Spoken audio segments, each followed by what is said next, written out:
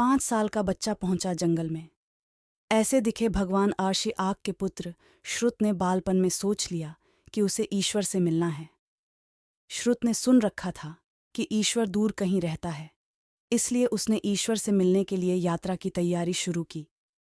उसने गठरी में कुछ खाद्य सामग्री बांधी और पीने के लिए दूध और जल लेकर ईश्वर से मिलने के लिए चल पड़ा। उस वक्त वह मात्र 5 वर्ष का था। अभी वह अपने घर से निकलकर जंगल की राह पर पहुंचा ही था कि उसे एक वृद्धा दिखी जो एक पत्थर पर बैठकर कबूतरों को निहार रही थी। श्रुत उस महिला के पास गया और उसके साथ ही उस पत्थर पर बैठ गया। कुछ देर बाद उसे भूख लगी तो उसने अपनी गठरी खोली और उसमें रखे कुछ व्यंजन खाकर दूध पीने लगा।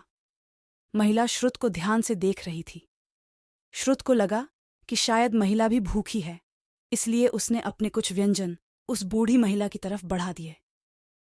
वृद्धा के चेहरे पर खूबसूरत मुस्कान फैल गई। बच्चे को लगा कि मानो उसने इस दुनिया की सबसे हसीन मुस्कान देखी हो। वह इसे फिर देखना चाहता था। उसने फिर से एक व्यंजन निकालकर आगे बढ़ा दिया। यह सिलसिला दोपहर तक चला। दोपहर में श्रुत थक गया और उठकर वापस घर की ओर चल दिया।